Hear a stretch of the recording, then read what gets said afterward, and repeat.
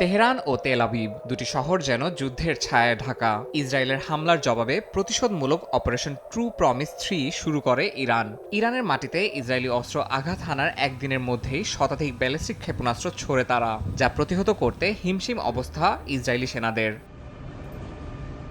তেহরানের আবাসিক এলাকায় ক্ষেপণাস্ত্র হামলার পর গৃহহীন হয়েছে বহু মানুষ, শিশুসহ নিহত হয়েছে অনেকে।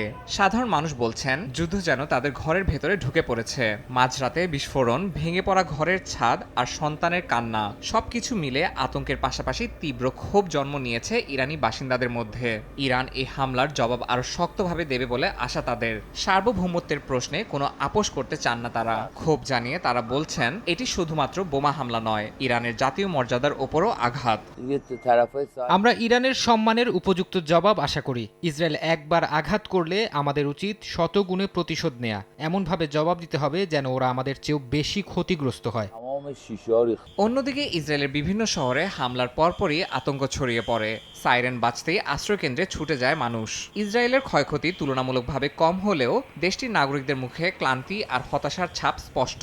এমনিতে গাজার সঙ্গে দীর্ঘদিন ধরে যুদ্ধ করছে ইসরায়েলি সেনারা, তার উপর নতুন করে যুদ্ধ যেন তাদের সংকটের জানান দিচ্ছে। তাই অনেকেই চান না এই যুদ্ধ দীর্ঘায়িত হোক। ইসরায়েলিরা বলছেন প্রতিটি হামলা এখন তাদের দৈনন্দিন জীবনের অংশ হয়ে উঠছে।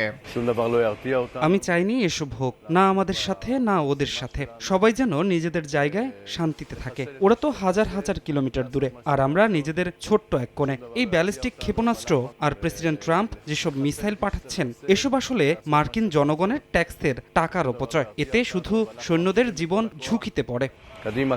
তবে পরিস্থিতি যেদিকেই যাক, আন্তর্জাতিক রাজনীতির এই উত্তপ্ত মঞ্চে এখন নজর দুই দেশের পরবর্তী পদক্ষেপের দিকে। ইয়াসিন মোহাম্মদ জিসান, সময় সংবাদ।